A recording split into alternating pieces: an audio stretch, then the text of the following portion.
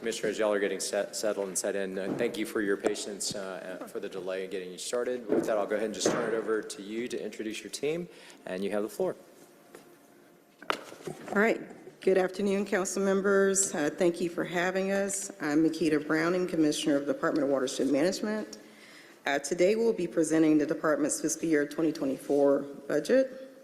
I'm joined today by two of my colleagues, and we'll have them introduce themselves.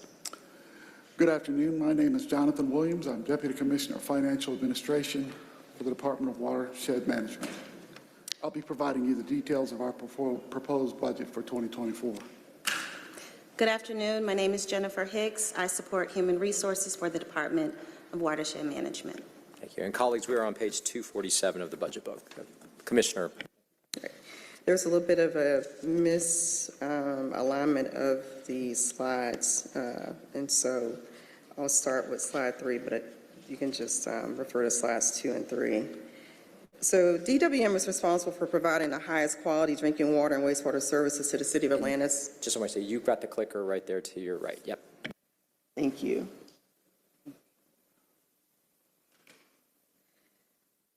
So DWM is responsible for providing the highest quality drinking water and wastewater services to the City of Atlanta's businesses, residents, and wholesale customers, while protecting urban waterways, conserving natural resources, and ensuring clean, safe water for our downstream neighbors. In 2019, DWM initiated our Strategic Plan 2022, a One Water vision which set out our plan from 2019 through 2022. The plan defined the core services of the department and 8 strategic priorities that will lead to operational efficiencies and improve customer service. Most importantly, it established our core values as one team, as well as fostered our goal to continue to become a best-in-class utility. Focused on 8 strategic priorities represent areas that we believe are essential for leading a water and wastewater utility. We strive to meet the needs of our customers by ensuring access to safe, clean drinking water, while investing in our infrastructure to improve our resilience, make operations more efficient, and facilitate the continued growth and economic prosperity of the City of Atlanta and the region that we serve. DWM will be continuing the foundation and progress made under the Strategic Plan 2022, and we'll be implementing a new strategic plan this year and during fiscal year 24. Slide 2, again, misaligned. The vision of the department is to distinguish ourselves as leaders in innovation, service, and value. Our mission is to deliver excellent customer service through a motivated, skilled, and empowered workforce by ensuring treatment and delivery of high-quality drinking water, as well as holding collection and reclamation of wastewater to a high standard, while implementing innovative solutions for resource recovery. Aligned with Mayor Dickens' focus on moving Atlanta forward through a progressive agenda focused on opportunity, safety, and investment for the future for everyone, DWM is committed to doing our part by fostering a flourishing workforce environment that invests in our employees by providing continued career opportunities and growth, and implementing strategic investments in our water infrastructure that will support the growth of the City of Atlanta for generations to come. Moving to slide 4, this is a high-level departmental overview of DWM's core services. DWM is one of 100 largest utilities in the U.S. We're supported by a dedicated workforce of over 1,200 employees. Our customer base is comprised of roughly 170,000 customer accounts, serving 1.2 million customers per day. We have a strong credit rating, a robust $1 billion 5-year CIP. Our fiscal year 23 operating budget is $649.8 million. So sound financial planning, management, and performance are essential to the department's success. 98 million gallons of drinking water is distributed daily, and 138 million gallons of wastewater is treated daily. DWM is currently midway into a $4 billion Clean Water Atlanta program to address 2 federally mandated consent decrees with compliance requirements, and to complete necessary improvements to the city's sewer infrastructure. We continue to maintain compliance and foster a positive relationship with regulatory agencies and environmental stakeholders. The next slide illustrates the department's current organizational structure. The department is comprised of 7 major offices that support our overall operations. And at this time, I will yield to my colleague, Director Jennifer Hicks, to cover the department's approach for personnel actions and human resources. Thank you, Commissioner Browning. The Department of Watershed Management has been on a transformational journey aligning the organizational structure to improve departmental efficiency and repurpose positions for use where vacancies are needed.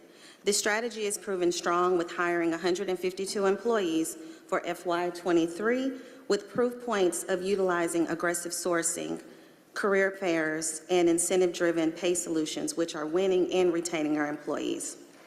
Next slide, Commissioner. We are projecting an authorized headcount for FY24 at 1,529 positions. We have currently 1,276 positions filled, with a percentage rate of filled positions at 84% and a vacancy rate of 16%. Currently, for the month of May, we have 65 new hires that are being onboarded, and this will drive down the vacancy rate to about 13%, with the departmental goal of about 9%.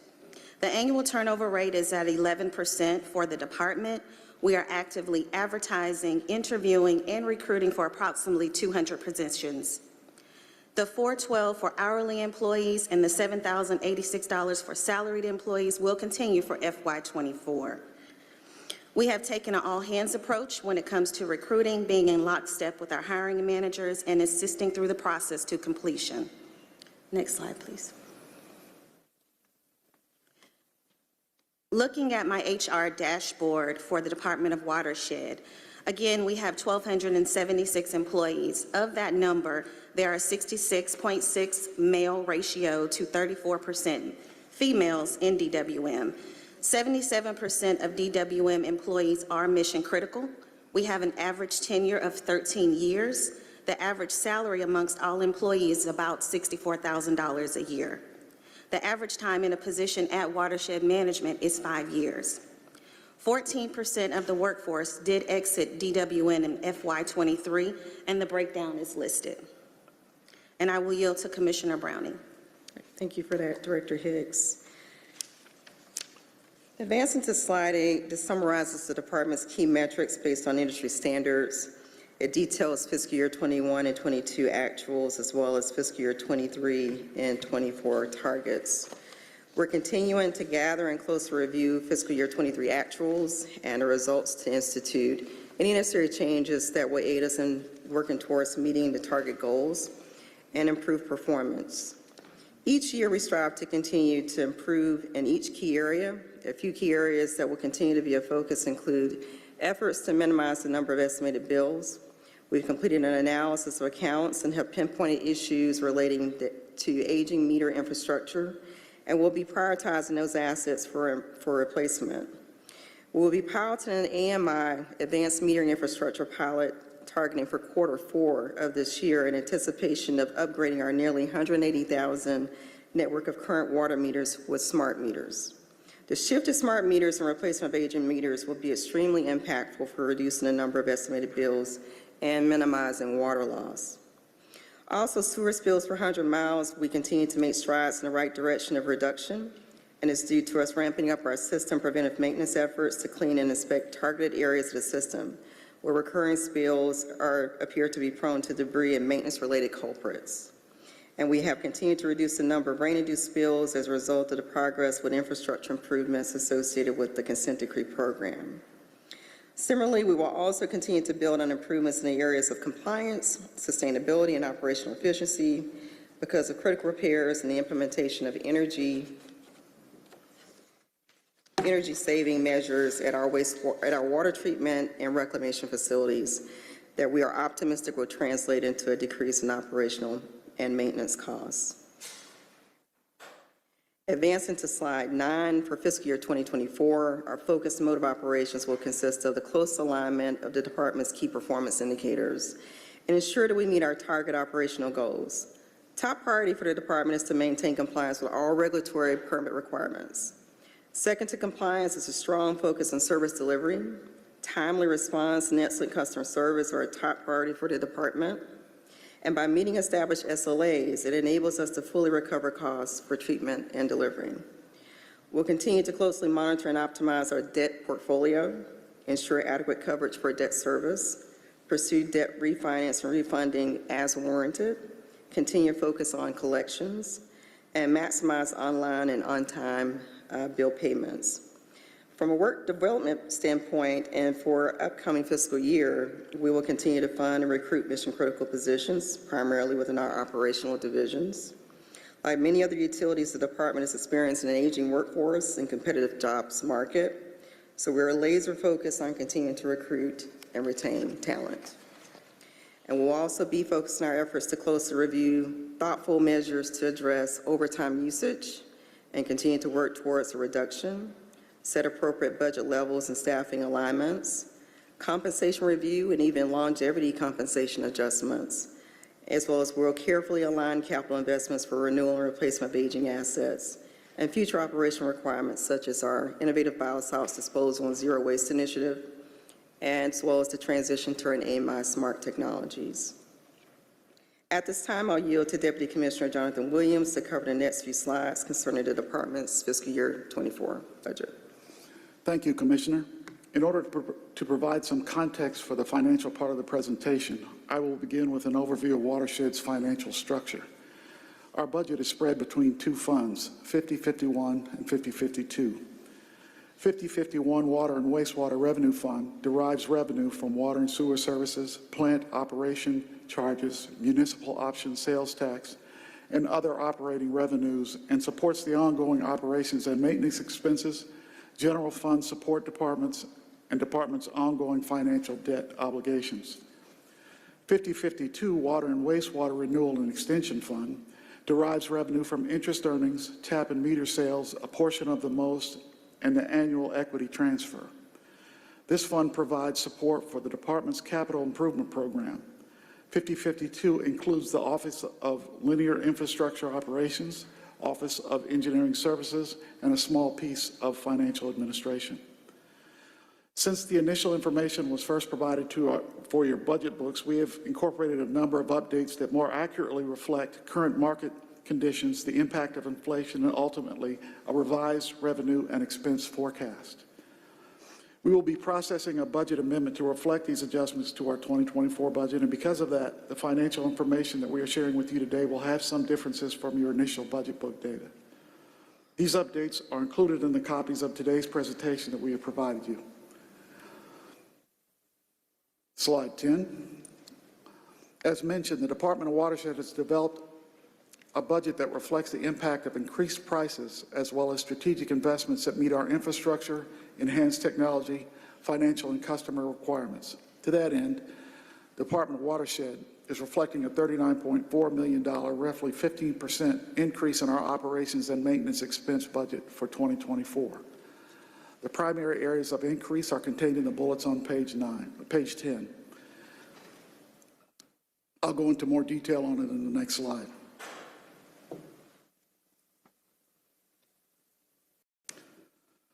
The increases are primarily focused in three areas. Personnel services, $7.7 million. Our 2024 budget increase is largely impacted by the higher than anticipated cost for group health insurance.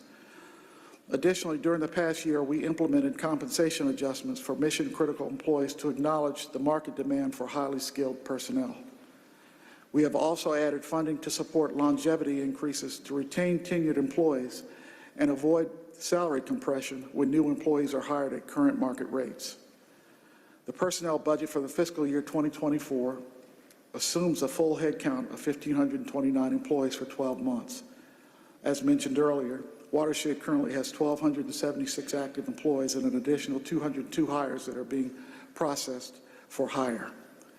While we are continuing to manage and monitor our overtime, we are focused on onboarding employees in key positions to enable us to reduce the requirement for higher than budgeted expenses in this area. The next area of growth is purchase and contract services, $18 million. This category has seen significant increases in rates for skilled trades, consultants, and other external costs that are driven by inflation and local competition for resources. In addition, funding has been established to fund technology options like AMI, as mentioned earlier, that will provide enhanced billing accuracy and improved remote diagnostics associated with our field meter inventory. Also, the escalating costs of biosolids disposal, as well as the expenses associated with major mechanical and electrical repairs for plant operations, are contemplated in this budget increase. Supplies, $11 million, 22% increase. Supply costs remain elevated due to high demand and ongoing recovery from supply chain issues that originated during the COVID outbreak. High gas, chemicals for plant operations, and concrete costs continue to be higher than anticipated in previous years. While Watershed is developing innovative methods to reduce lead times for critical supplies, the 2024 budget has been developed with the assumption that elevated pricing will continue. Next page. As mentioned previously, slide 11 demonstrates our ongoing commitment to managing our overtime expenses. While we continue to see a downward trend in incurred costs in this category, the $5 million goal budgeted for 2024 reflects the expected impact of hiring in key positions to offset the requirement for excessive overtime. Next slide. This slide reflects the total budget for 5051 and 5052. All adjustments cited previously to the budget for fiscal year 2024 are contemplated in account 5051. Next slide. From a water and sewer perspective, Watershed has experienced higher than budgeted revenues, although recent months have shown a slight decline. We are continuing to focus on collections in order to maximize our ratio of billed to received revenue. To support this effort, from July to December 2022, Watershed implemented the FLOAT program as a tool to provide resources to customers who had not been faced with an account shutoff or non-payment since 2010. The program included outreach initiatives that placed employees in field locations to aid customers by providing leak protection, payment plans, and access to federal and local funding to offset customer balances. All included, the FLOAT program touched over 2,600 participants and acted as a precursor to the resumption of account shutoffs that began in February 2023. In addition, since inception, the LIWAP program has assisted 1,383 customers to date with roughly $1.7 million in benefits to customers with aged account balances. The resumption of shutoffs has had a significant impact on billing compliance in the 3 months that it's been in effect. While the receivable balance in total has stayed relatively flat, the city has collected roughly $20 million more in revenue than during the same period last year, indicating that the percentage of customers paying on time is significantly increasing. Since January 2023, 52,000 customers have migrated to paperless invoicing. In the past year, we have also seen a 39% increase in online payments that has translated to 388,000 more on-time payments. We have incorporated the impacts of increased water and sewer revenue into our projections. We have also implemented an organizational realignment to provide focused expertise on accounts that are in dispute. This change has resulted in a reduction of roughly $1.1 million, or 8%, in disputed accounts balances. We are currently researching external collection options that would provide us with access to more robust collection technologies and strategies to address the number of aged active accounts. This approach will be utilized to perform detailed reviews of significantly aged high-dollar accounts for collectability and applicability for liens and/or write-offs. With regard to most revenue, based on market and inflationary impacts, proceeds from the most municipal option sales tax continue to exceed projections. This legislative program is in the third year of 4 and is capped at $750 million over the term. Watershed has received roughly $484 million to date.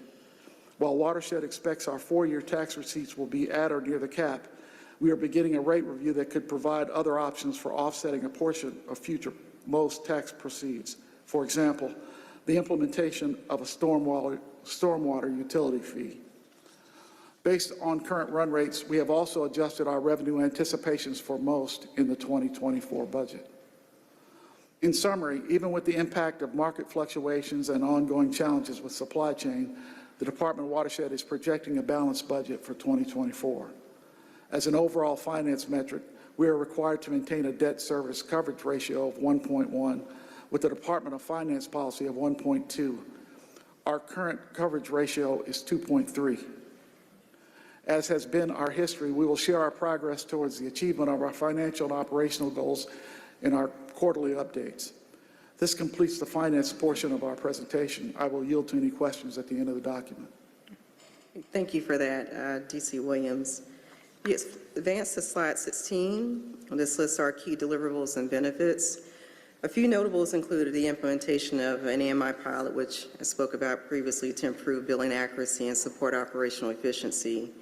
We'll look to create a strategic roadmap to implement a stormwater utility, pursue opportunities that support capital funding resiliency, continue compliance with our consent decrees, continue development and implementation of our integrated biosolids and zero waste initiative roadmap in collaboration with other agencies, maintain full compliance with Safe Drinking Water Act requirements, pursue available state and federal funding sources to fund priority CIP projects, seek technical support and funding from the U.S. Army Corps of Engineers to implement projects to address localized flooding along our local creeks and streams, and continue to foster low-income household water assistance program and the recently expanded Care and Conserve program to assist our customers in need. Advancing to slide 17, the slide lists various awards that the department has achieved over the past fiscal year. They reflect our continued commitment to innovation and steadfast efforts to being a leading water utility. Slide 18, at DWM, we truly value our employees. As a 24-hour agency, we understand and appreciate all the hard work and effort of the men and women who are the backbone of the department. As such, we've shown our appreciation to them over the past fiscal year by hosting several employee meal appreciation events and monthly giveaways. Advancing to slide 19, DWM has a strong commitment to our employees. As such, we foster an array of activities focused on health and wellness. Our employees have worked tirelessly through the pandemic, and we know that it has not been easy and can take a toll on health and morale. We also have shown recognition for employees who complete various required citywide and departmental training. In closing, we've included in the appendix a few more slides as additional information. Subject to your questions, this concludes our fiscal year 2024 presentation. We thank you for your time and attention this afternoon. Thank you, Commissioner. All right, we'll take questions from my colleagues. First up is Hillis, followed by Shipman. I don't see any other hands just yet, but we might have more. So. Mr. Hillis, you have the floor. Thank you, Chairman Wan. Thank you, Commissioner Browning and your team. Just want to start with, where will I start? One conversation we had during a city utilities meeting.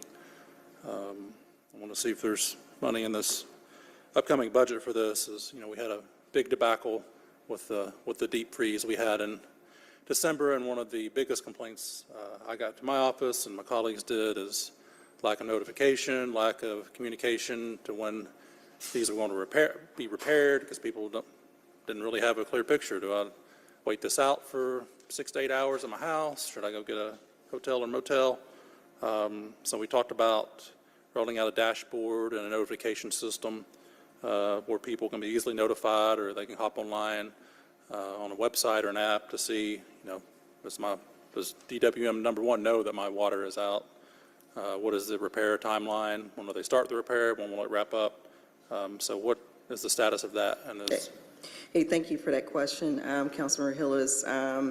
When City Utilities Committee brought up those concerns several sessions ago, I listened very closely and attentively to that, and I'll be updating the Utilities Committee on our efforts next Tuesday during our quarterly update. But yes, we have an array of tools and notification enhancements that we're making. Several of them will do a soft launch starting June 1st, but basically we'll have a dynamic map that we're going to post on our website that citizens will be able to go to and be able to see where there's interruption in service across the city or in their neighborhoods. We'll also be employing robocalls to residents to give them notifications of an interruption in service, as well as text message notifications to citizens. So as we continue to, address customer issues and concerns, we're working diligently to update customer contact information. A lot of our customers, sometimes don't provide a cell phone number or email address, and so as we make contact with them, we're urging them to provide that information so that we could better notify them of any interruptions in service. Thank you. And of course, that's the top priority because we're talking about people's drinking water. But one thing I've talked about to all departments is making more and more information easily accessible online. Another thing that comes to mind, which I'll get to in a minute, is, if I want to get an update on or the public wants to get an update on a certain project, that they be able to access a dashboard. They can see it's, in engineering or pre-construction, or it's in procurement, it's been let to contract, et cetera. So we'd like to see those dashboards continue on and just the spirit of providing more information to the public and saving emails to you to get updates. So we'd like to see that explored. Another thing that we've had continued dialogue about is just our enforcement efforts. How many are on your enforcement team currently? I don't have that number handy, but I can definitely get that to you. We've worked to continue to hire in that group, as it is a critical group as part of our site development, erosion control sector. And so it's important for us to stay staffed up. I know that we've worked pretty hard to fill vacancies, but I can certainly get that number back to you. Okay. Staying on enforcement efforts, but under kind of a different scope. And I know this goes across different departments, you all, ATO, DOT, Public Works, and I've had this conversation with multiple commissioners, and a lot of metro cities do this. We're lacking when it comes to protecting our right-of-ways. For example, when a new home gets built and we permit, or sometimes people don't even pull a permit and they destroy our street. They have a brand new water line, which is great, or a brand new sewer line, but in their efforts to do that, they have destroyed the roadway. They've cut a hole in the roadway, only repaired that little hole they've made. And I guess this is, possibly putting this in their right-of-way manual. It may already be there, it's just not enforced, but starting holding ourselves accountable when it's in-house work being done, on repairs, holding our city contractors accountable, and then also holding private contractors out there accountable when citizens have work done. But at least in my experience, most of the quote-unquote potholes that get reported to my office or I hit on my way to work are not necessarily deterioration of the roadways, but they're old watershed, either sewer or service lines, where restoration hasn't occurred properly. I know some cities, if you even cut into the right-of-way, you're not just repairing the little hole that you made, but you've got to come in and mill and resurface a much larger section of the road. If you get within a few feet of the center line, you have to do a curb-to-curb restoration across that whole street. So, and this is to protect our assets as a city, because I see streets repaved not as often as I or any of us up here would like, but they have been repaved, and then a year later they're in a very large state of disrepair because of whether deep freezes where we've had to repair water lines, or there's been a development built and we haven't held that contractor accountable. So we'd just like to see more efforts between, coordinated efforts between DWM, DPW, and DOT about establishing a solid policy and having the resources to enforce that policy. So I'd have any feedback on that. Yeah, that's loaded. I'll try to touch on everything. With regard to contracted work and work done in the right-of-way, there's an element of QA/QC that's done. We have inspectors that are watching the work as it's being performed, all the way through to completion and restoration. For from my experience and understanding, when you're doing excavation work within a right-of-way, it's really important for contractors and even in-house staff to properly backfill and compact before they restore the right-of-way. And so, we do have that quality control component for our third-party contractors as well as in-house, making sure that our internal teams, that attention to detail, and making sure that they properly restore the right-of-way pursuant to our city standards and state standards when we're excavating in the right-of-way. So we will continue to do better. There's always room for improvement. I know there's been some, talk about sometimes plates are left longer than they should, so we're trying to do a better job of keeping track of plates and making sure that locations that are under our purview that we get back and do the final restoration properly and within a timely manner. Thank you for that. Two more questions. Number one, I know there's quite a long list, but can you please provide a list of the stormwater projects that will be addressed in fiscal year 2024? As I know and you know, I have at least 3 or 4 that are high priorities just in my district, and I know there are a number of priorities across the city. So if you get that, just what will be addressed as in going live with construction in this fiscal year that we've went over here. Absolutely. We're gearing up to let a new annual stormwater contract. So we're excited to see that move forward and to get some more resources in place to support those very critical stormwater infrastructure improvements. Thank you. And lastly, tell me more about kind of the process and timeline on implementing our stormwater utility, which will also help bring more of these stormwater projects home. So we undertook or commissioned a technical advisory committee last fall to begin to look at the path forward and lay the groundwork for a stormwater utility, as well as look at other things such as our extended detention policy, which we held on our post-development stormwater ordinance. Also look at the development of a layer across the city that could be used by our Department of Planning and developers to understand the terrain of the city. And there's some areas that are naturally bowls where you don't have proper drainage. So to identify those parcels and those locations so that the development community can make, informed decisions about redevelopments within those parcels and those areas. So the group met from fall. They finished up their work meeting first quarter of this year. The technical team is still finishing up some of the hydraulic modeling and things needed in order to finish off the development of the layer. We're also working with our finance team, DC Williams, as well as some of our financial technical advisors on the approach for a stormwater utility, understanding that we several years ago attempted to institute one.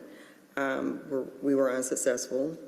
Understanding we got competing priorities with our consent decree program and the requirements of that, and the requirements for infrastructure improvements on a sewer side. We want to make sure, from an affordability standpoint, we're not adding on additional burden to our taxpayers, which are already dealing with an inflationary economy. So being cognizant of all that, we're being very thoughtful about how we step towards a stormwater utility. I'll be looking to provide some updates to City Council and Utilities Committee about our approach probably the latter part of this year.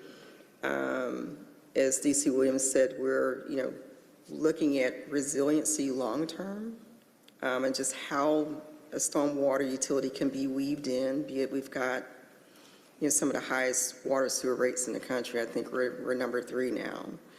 So again, we want to be thoughtful about that. We're working with the financial team to come up with some options and strategies that I will bring back to council for further input and buy-in.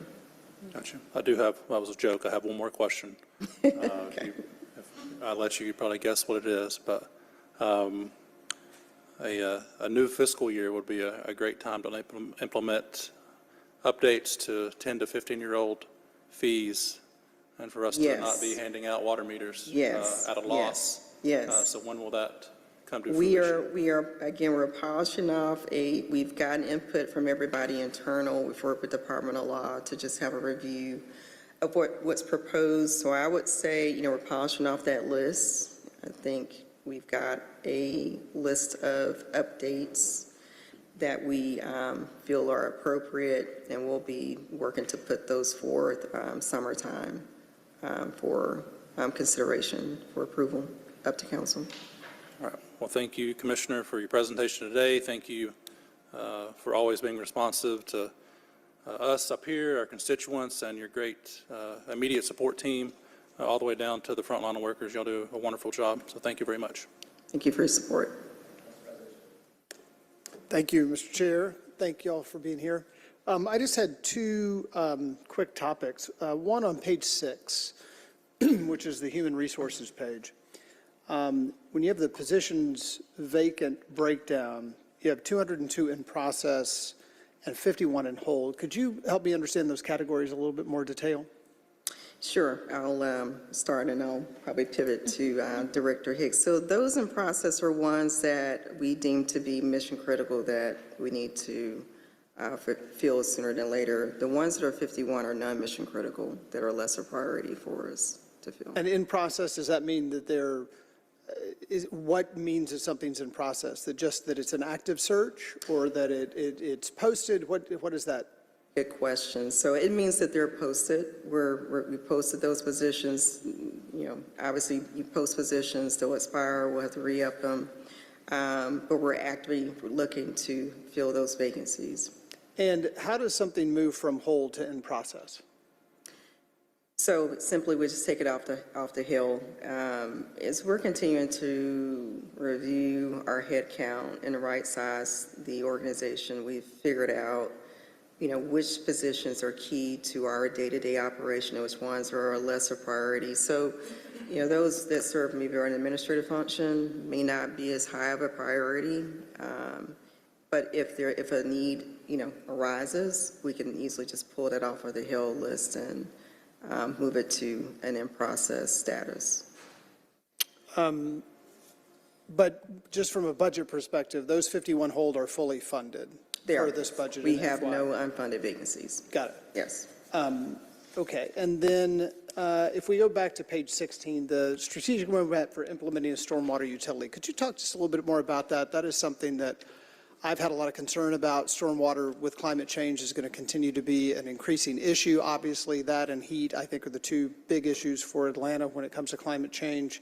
Stormwater kind of falls across a few departments, so I'm very interested in the notion of a stormwater utility. Could you speak a little bit more to that point? Absolutely. So, response to stormwater does lie across a couple of departments. We, I think, maintain the bulk of the responsibility. Under our purview, we have to make sure that we have adequate infrastructure to convey stormwater flows. So from what falls on the ground, it goes into, a catch basin or asset that we maintain. It is conveyed to a local creek or stream. When it involves any, stream bank stabilization or any capital projects, that also falls within our purview.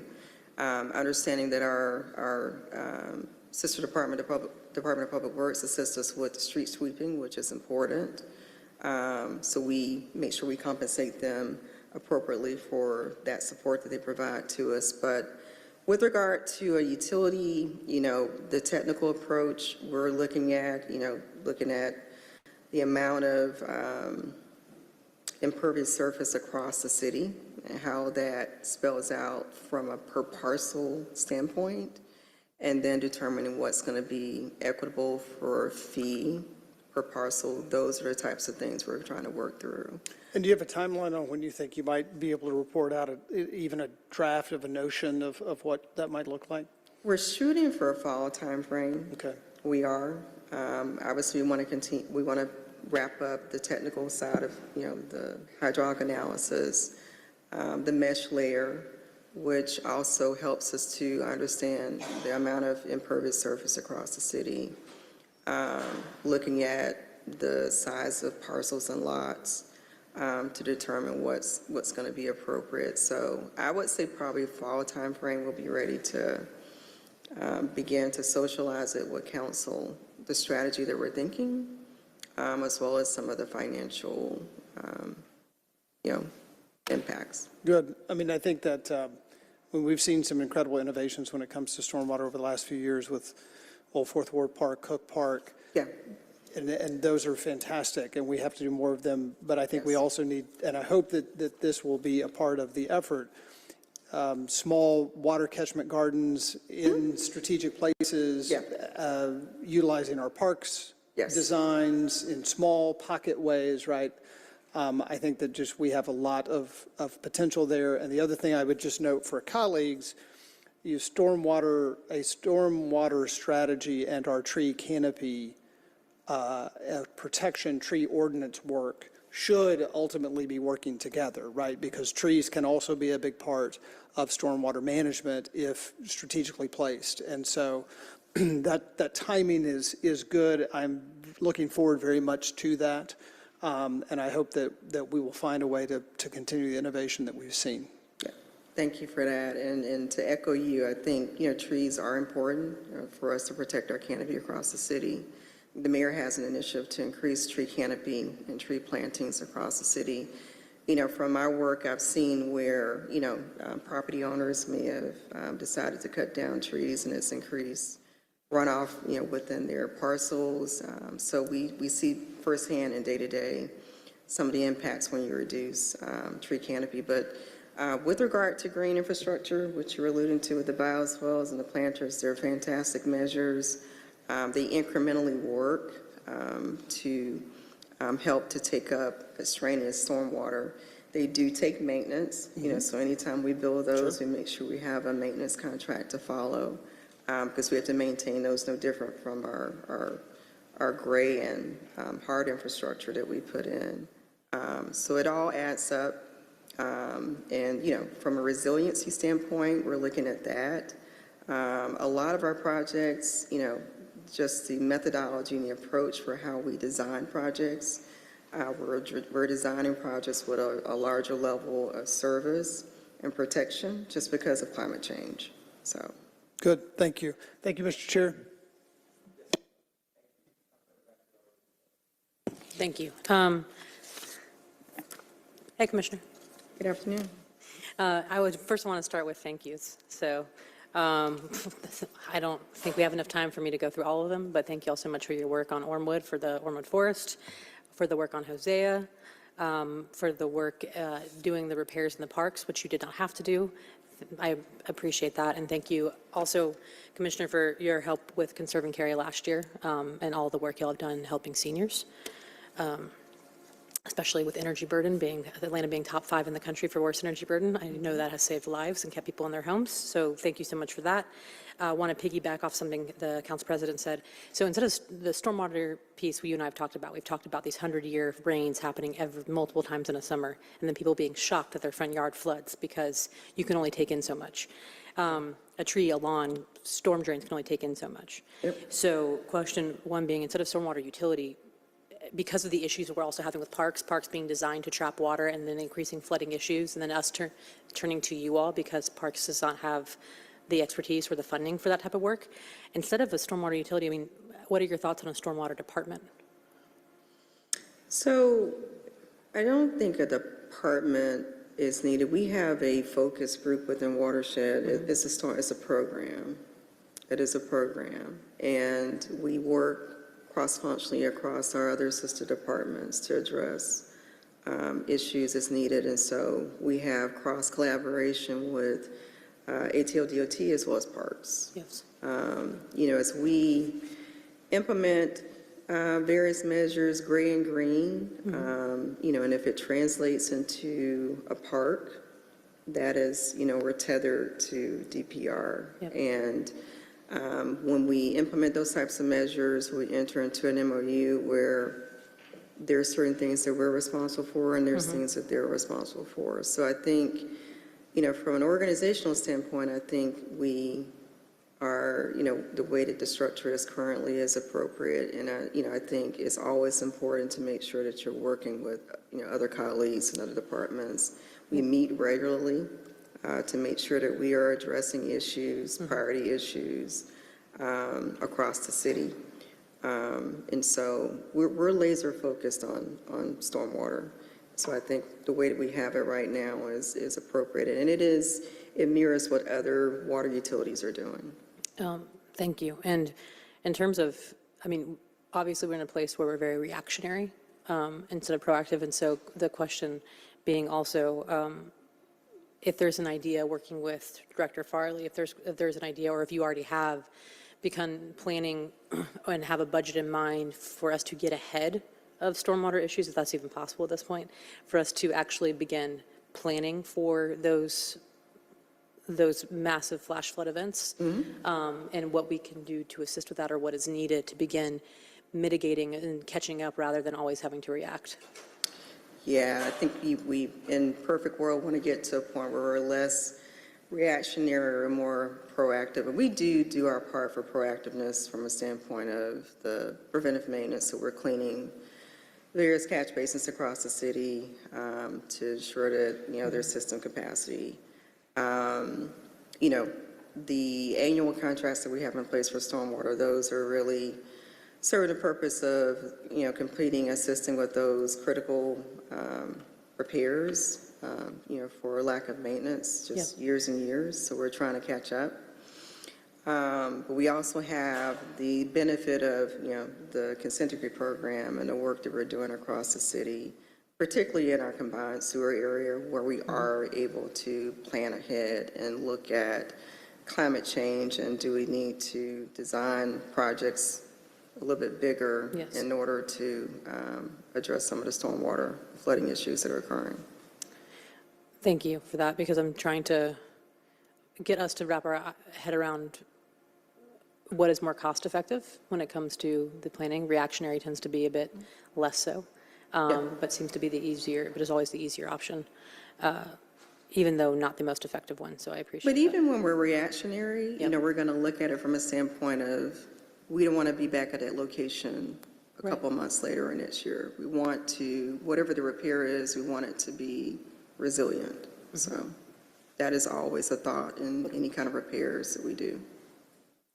Fair enough. And then I asked this for DPW, but I also wanted to ask you all the same thing, the number of employees that you have living within city limits from Watershed. We heard that question. I think we've got a nice round number or projection of what it might be. So a couple of years ago, I would say maybe 2021, it was about 25%. Out of how many employees? The 12.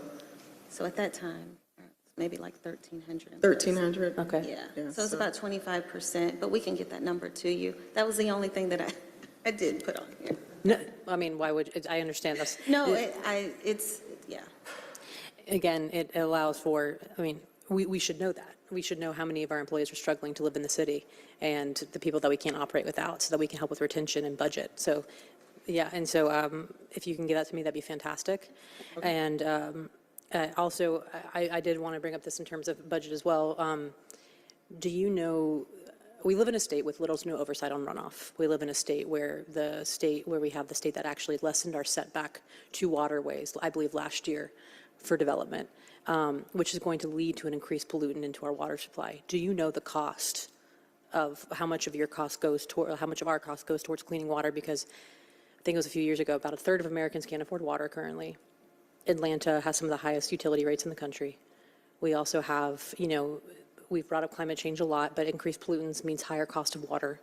And so I'm curious as to if you know how much of our funding goes towards that and how much of it takes up that cost for our constituency. So for the amount that it goes towards protecting the buffer? Protecting the buffer and then also cleaning the water to make it drinkable. We can get that for you. Thank you. I would appreciate that. And this last question may not be for you all, it might be a grants question, but do you happen to know if we've actually, I know that FEMA, it was a surprise to me, I know that FEMA is actually doing grants for cities doing resilient water projects and to do resiliency work around Watershed. Do you have any idea if we have applied for those or if that's on anyone's radar? We've not applied for any FEMA grants. I think we've looked at them. I think there's certain criteria that's required that may have driven a decision not to go forth with it. I can get that information. Yes, But we definitely explore any and all federal, state funding to. That was one I recently found out about, and so and I believe that they had said a few years ago Atlanta had not applied yet. So I'm not certain if that's changed, but I just wanted to put it on your radar just in case, because that could assist with some of the projects we're talking about. Yeah, so. But also, again, I don't think it can be said enough, whether we email you at 10 in the morning or 2 a.m., we get a response back in like 30 minutes or less, and thank you to you and your team for always being so responsive. Really appreciate it. And if we could clone you, I would really think Councilmember Hillis would make about 20 of you, so. Thank you, God. All right, Councilmember Shook, and last but not least, Councilmember Norwood. I've asked you this before, but maybe there's an update. Is there a consent decree extension request in the works? We are exploring a consent decree extension, yes. I mean, basically for the same reasons as that which granted us the other one. More of it is timing. Basically, we track our projects pretty closely, almost surgically. So we have very detailed schedules, and so we have several projects that are underway, ones that are in a procurement hopper, tracking our milestones very closely. Obviously, the goal is always to meet those milestones. However, as we continue to do review and analysis of projects that are proposed, looking at climate change, looking at change conditions, there are a couple of projects that we've had to reshape that may have an elongated schedule, and it's the driver. So I would think we'd have a strong case to make and a good story to tell Absolutely. when it comes to that. Absolutely. So you are helped tremendously by the program management team, along with a whole bevy of other consultants. I'll ask the same question of you I asked AIM, which is also relying on a lot of outside expertise. If you were to bring in-house all of the people that regularly perform their daily duties in honor of a contract with us, how many employees would we have? Goodness. Would it double? When you look at our program teams and our AEs, the AEs, we've got more staff augmentation with our program team to support strategic operations and initiatives. AEs are used as needed. We do use them for some staff augmentation. Sure. I would say we'd probably be at 1,700 or so. And so, and that's probably being, that's a larger number on the larger side. Back when we first had the need for a PMT and what it cost was so shocking and, directly, it's got to be paid for by the water. The one thing I think, with our, having been a consultant before, it's always good to have kind of an external expertise. We're not experts in everything. And so I think the value added is some of the innovative things that they bring to the table. And I was just about to say, back in the day when we scrutinized the PMTs a lot more, frankly, carefully than we do now, that gave me a ringside seat into the tens of millions of dollars saved in value engineering. And so I've sort of nagged you before on this subject. You guys are engineers, you're not PR people, but you do pay PR people. So do. I think it would be helpful, it would be good for everyone's morale if you could periodically say, yeah, what we do costs a whole lot of money, and it's very burdensome, but here's everything we saved last Absolutely. year. I mean, it's going to be tens of millions of dollars. Stormwater impact, stormwater fees, if you're looking for revenue, the original consultants recommended that we have a stormwater impact fee component, and the council then, at the time, and administration left that on the cutting room floor. But when the time comes, maybe that should be an option that gets looked at. We had Mayor Franklin plopped a stormwater proposal, a fee proposal on our desk, and it was, the council just completely ignored it because in our collective view, it put way too much of a burden on, single family people with their yards, and not malls and people who own, 50 acres of parking, which of course sheds the most polluted water. And then, which reminds me, we would also have to talk with GDOT and find a way, that they could help us out. Do their part. Because, boy, a lot of the most polluted water y'all have to deal with comes off their system. Yeah, value, okay. And then, finally, thank you all for all you do. My neighbors and I have very often been able to watch firsthand all of the hard work that gets done in freezing rain and everything like that, because the 34 years I've lived in my house, our water line's broken 15 times. And in fact, the last time I ran into you out there. So Yeah. I appreciate that you don't need Google Earth to find the bottom of a trench. So thank you.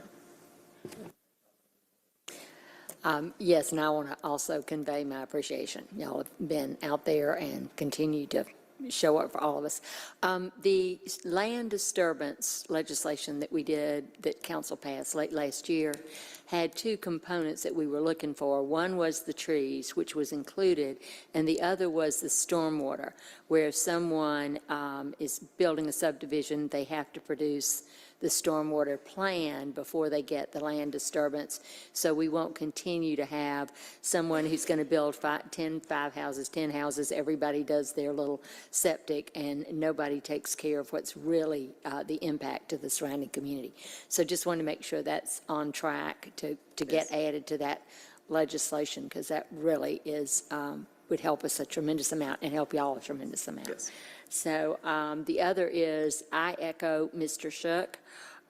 There are times in this town when we are not necessarily unfair, but it seems to be unfair. So I think a rollout of a stormwater fee that places the burden where the runoff is the greatest and predicates what we will assess the regular citizens, the single-family residents, is proportional to the amount of impact that they could ever have on stormwater versus the huge runoff that we have from other things. So I think that will certainly help us a lot. So thank you, and thank y'all for today. Thanks. Thank you. Thank you, Mr. Chair. And good to see you, Commissioner Browning and team. I always appreciate y'all. One of the questions, the only real question I have, so I got a notice on my door a couple of days ago about the street sweeping, brake vacuuming efforts that are going to be a part of the maintenance work for the permeable pavers that were installed across Southeast Atlanta. I know, I feel like I asked you some aspect of this question every time I see you, Commissioner, but that notice reminded me that there is an operational cost and burden to keeping those maintained. I'm curious if that impacts the department or the city's decision as to whether to expand that program. I know we had some external funding that allowed for those to be built back under the Reid administration, I think 2013-ish. But I'm just curious, as we are looking for green infrastructure efforts to get our private development partners to come on board and our university institutional partners to come on board with those sorts of programs, if there's opportunities for the city to continue to invest capital dollars to try to absorb as much stormwater runoff as we can through mechanisms like that. Thank you for that. And we always talk a lot about stormwater and making sure that the measures that we're putting in place are put in place to help address the issues. But to your point, yes. I mean, with regard to pavers, we have put in several miles of pavers in Southeast Atlanta. They do work and do their job. You do have to maintain them. Lots of lessons learned from those installations. Not sure that I would probably expand them on local arterial and collector streets. They can become problematic if you have other utilities that need to be renewed and replaced. You have to carefully lift them up and carefully put them back, and just have to make sure that they're installed properly. But there are opportunities. I do like to see them in parking lots. I do like to see them in driveways. I think those smaller, parking lots can get big as well, but I think they just work better. But when we're looking at what's going to be applicable for or feasible for installation, it's really location specific. And so even where we put planters and bioswales, it's really location specific and what we're, the volume capture that we're trying to achieve. With regard to developers, yes, there's absolutely a lot of opportunity to partner with them and to make sure that they're using all of the approved measures in the toolbox to do their part to abate stormwater issues within the community. So as those plans come into us, we're reviewing them in detail and giving them thoughtful feedback on measures we think would be necessary within a location based off of the conditions that we're seeing. Thank you for that. And I know we had Invest Atlanta come down yesterday. I wonder if, as part of these series of conversations that we have with our private developers, especially as they see public funding for their projects, elevating that sort of issue and recognizing that there is more public good that you could do beyond just affordable housing. We can also ensure that we have more green infrastructure opportunities, absorb more stormwater runoff, and to get those sorts of commitments. But I imagine that's a conversation with you and the mayor, and then in turn with the Invest Atlanta leadership team to ensure that that's being discussed at the staff level there.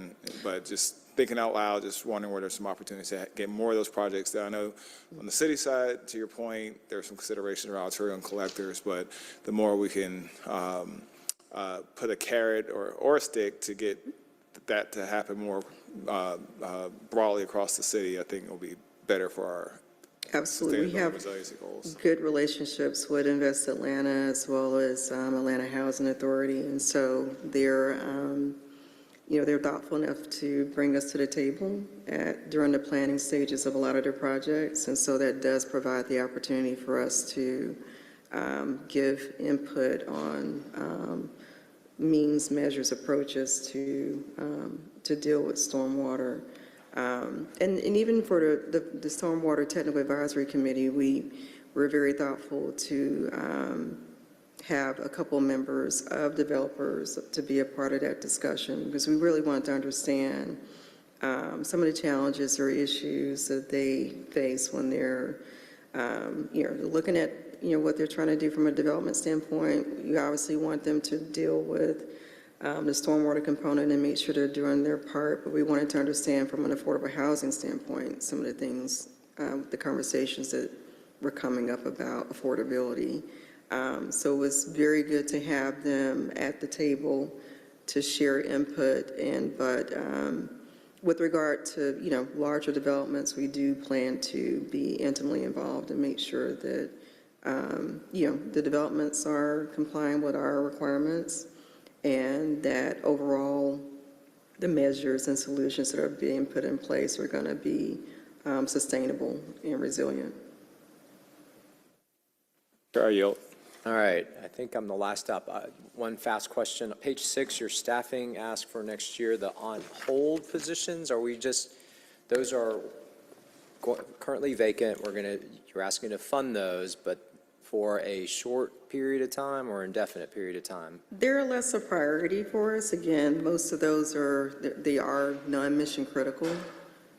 So, in short, we're trying to focus on those men and women professionals that we need in our, highly operational sectors, our treatment plants, our office of linear infrastructure areas, men and women that are doing the repairs to the linear water and sewer. And so they're less a priority. And again, as we begin to continue to delve into the organization, we'll pull some of those off the Hill list if needed. If not, we may need to look to do a small haircut. We want to make sure we're being prudent. Yeah, that was kind of the thought process there, is that if they're funded vacant and we anticipate they're going to be funded vacant, then we should address them as such. Yeah. And potentially defund them. The other thing that I'll keep my eye on, I can follow this in committee rather than taking up time here, is collections. I know you said that they're going to remain flat, but let's continue thinking about a strategy. And then one last thing, the sewer capacity relief project, the new one that's on deck for kind of the area between District 6 and 7. Yes, Norfolk. Yeah, we'll just Yes. if I can get an update offline. that'd be great. So thank you for that. We're really excited about that project. We have an executed contract in place. The holdup has been the agreement with GDOT. So we had to do a title search for the land. We recently found out that there used to be an old street that went through the parcel, so we actually own a slither of the land as well as GDOT.